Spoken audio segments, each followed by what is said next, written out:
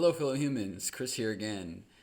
So today I wanted to share a review again of a film that I just saw. So I had mentioned in my last live stream that I am intending to work on a documentary. And I didn't say what it was about, but I just kind of teased it a little bit. And I did mention that it fits in with the theme of what this YouTube channel is about for me.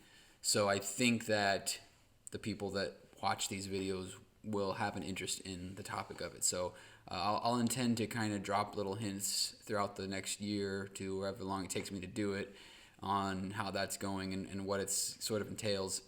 But having said that, I've been over the last couple weeks, I've been starting to watch more documentaries, watching old ones that I've seen before, and then looking for new ones on Netflix, and just to kind of give me some inspiration and thoughts on different ways that I might want to approach it. And I saw one recently that I just had to talk about. It's called Behind the Curve, and it's directed by Daniel Clark, and it is about the Flat Earth movement. And again, I won't say what my documentary is about, but I will say that the discussion delving into the topic of flat earthers is, at least to an extent, related to what my documentary concept is about. So basically, the film follows a few different groups of flat earthers, and headed mostly by this guy named Mark Sargent, who is a huge figurehead in the flat earther movement today.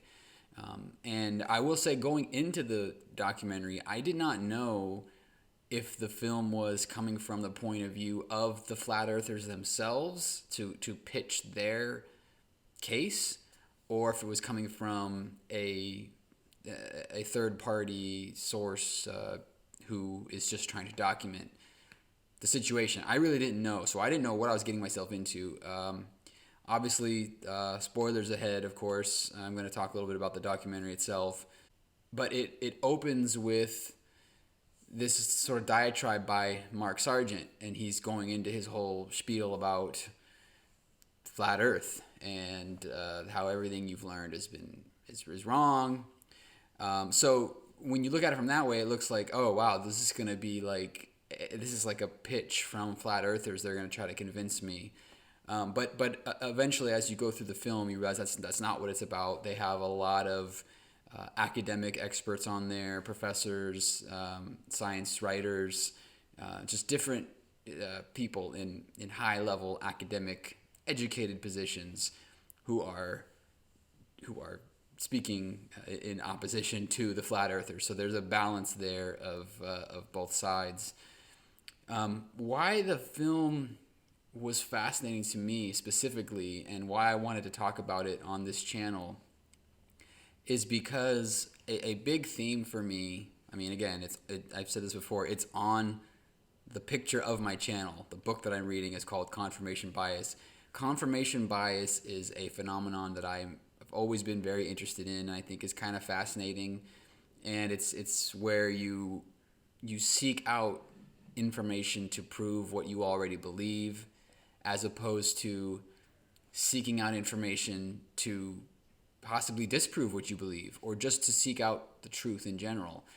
They even make a point in the film at one point where one of those professors differentiates between skepticism and fanaticism, and how a skeptic, which I would consider myself a skeptic, seeks to find information to disprove what they already believe. You almost, as a skeptic, you almost want to be disproven, because that means that you actually took the time, put in the energy to find the truth, to navigate different sources and be able to weed your way through the nonsense and get to the truth. And that's a skill, and that is a test of patience and just humility. to be able to acknowledge that maybe what you initially thought wasn't necessarily true. And then they juxtapose that with fanaticism, which is where you seek out information to confirm what you already believe. And if the information that you find doesn't mesh with what you believe, then you adjust reality to fit what you believe. You don't adjust your views to fit with reality. Another way to put it is changing the goalposts. You hear that phrase a lot.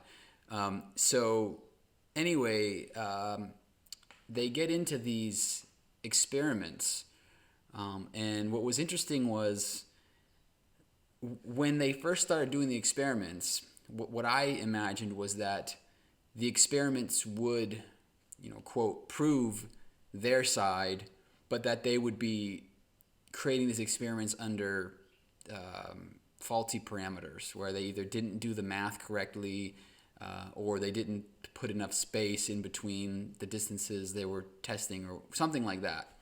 But what was interesting to me was that, in fact, it was quite the opposite. They did their due diligence in terms of what the parameters of these experiments would be. So for the first one they used a huge gyro compass, and this guy actually paid $20,000 for it. So this rich flat earther buys this $20,000 gyro compass, and what it does is it uses a gravitational pull to show you where true north is. It's a navigational tool. And they correctly deduce that if the Earth spins around the full rotation of the Earth in 24 hours, that would mean that that's a 360-degree turn. 15 degrees would have to be passed every hour. So set up the gyro compass, and they are able to measure the degrees to true north that they are. And so in an hour, that degree shift should change 15 degrees. So they do the experiment, and shockingly, it does shift 15 degrees. And so the people doing the experiment, they say, well, it's obviously taking the measurement of the orb, the ceiling of the earth, the heavens. It's literally the word they use, the heavens. It's monitored. That's the degree shift that it's registering, not the earth. So they buy this really big canister, and they put the gyro compass in there, thinking, okay, this is gonna keep it from registering the heavens and will force it to register the earth. Still shifts 15 degrees. They buy an even higher tech, stronger barrier and put that around it. Still registers the 15 degrees. So effectively, their own test disproves their theory. But that doesn't deter them. They just say, well, we're gonna find another way. They do another test later on using sonar lights. And same kind of concept, although this time it's they go a certain amount of miles. I think it's like 3.84. They do the math on how far they need to go, and where if the Earth was curved, you shouldn't be able to see the light from this point. So if you can see the light, presumably that proves your Earth is flat. Same outcome. They do the test they within their parameters, and they can't see the light. So again, they say, well, we need to figure out how to adjust this to make it work. Obviously, there's some kind of user error going on, not that their hypothesis is wrong. So then it kind of goes into other things. They take a break from the tests, and they're doing conferences. They've got this guy Mark Sargent, and then there's another person that he works with. They have a podcast and their own YouTube channel, and it kind of gets into all that stuff, these conferences and everything. And it eventually comes back around, and they do one more test, and this one is another version of that light test, but this time they've got circles, like cones, setup where the light is being forced through these spheres. And so basically what that's doing is it's eliminating the chance for that light to refract or reflect up and over the actual light itself, and to be seen beyond the scope of the light. So in other words, it's tunneling that light in one direction. So avoiding the possibility of seeing that light around that curve. Okay. Same parameters as before, same distance, they go a certain amount. And the idea being that the light is going off on a flat surface 17 feet above, 17 feet high, right? The light is lifted 17 feet high off the ground. After a certain point, the light should be 23 feet off the ground because of, again, X amount. They do the math. The X amount of distance passes. Now it should be 23 feet off the ground. Therefore, we shouldn't be able to see that light anymore through our telescope. They do the experiment and they can't see the light. And the guy's looking through the telescope and he's like, interesting. This is weird. And then he goes, lift your hands up a little bit. Let me just see. Lifts his hands up and you see the light. And that's how the movie ends. And I thought that was pretty funny and clever. And the guy just goes, interesting. And then it kind of, presumably they go off into their own new wave of determining however they're going to prove their theory.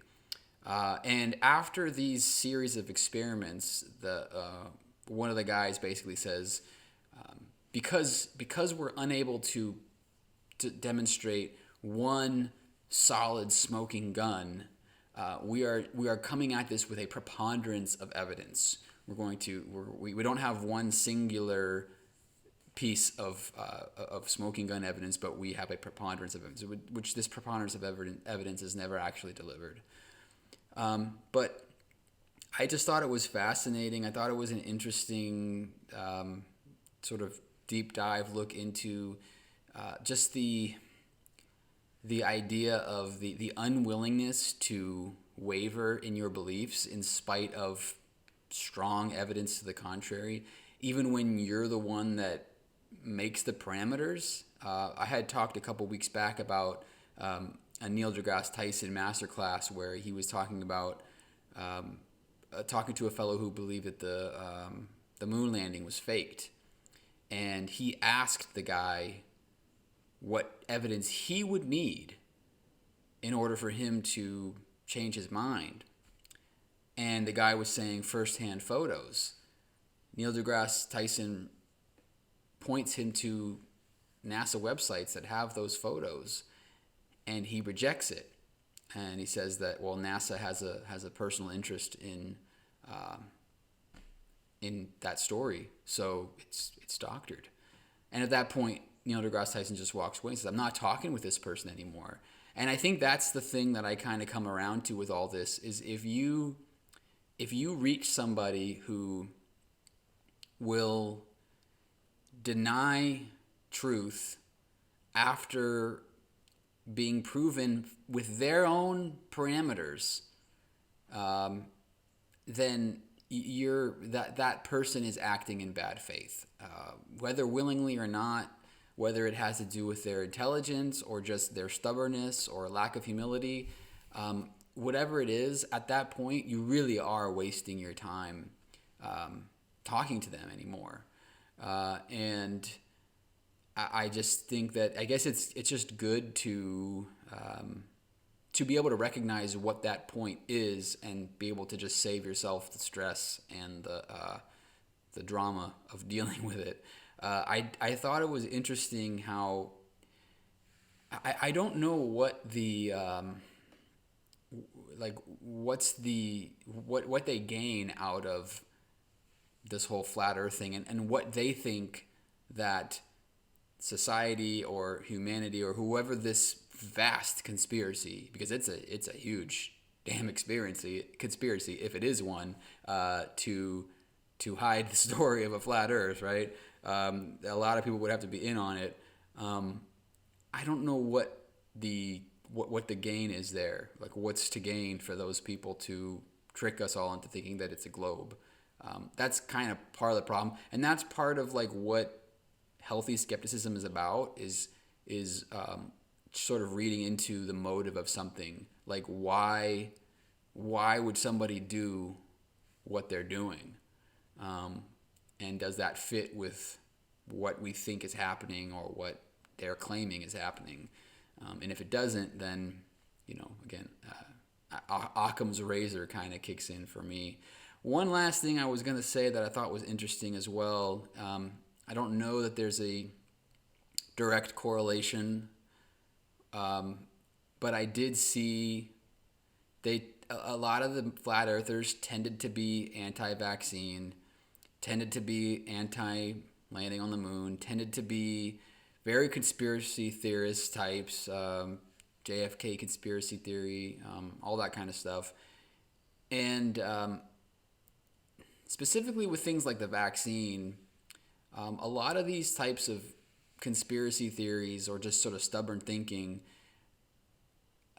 I feel like it entails a lot of selfishness and lack of empathy. And what I mean by that is, like, if you're against wearing the mask or against getting the vaccine because you are young and healthy and you're not going to be infected by it, that's kind of selfish and lacking empathy, because you're only seeing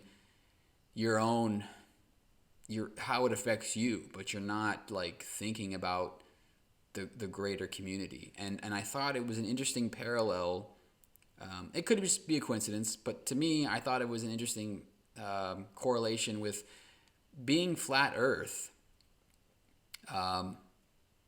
If you're standing in your backyard, or even better yet, a driveway or a street where the ground is flat, pavement, it looks flat.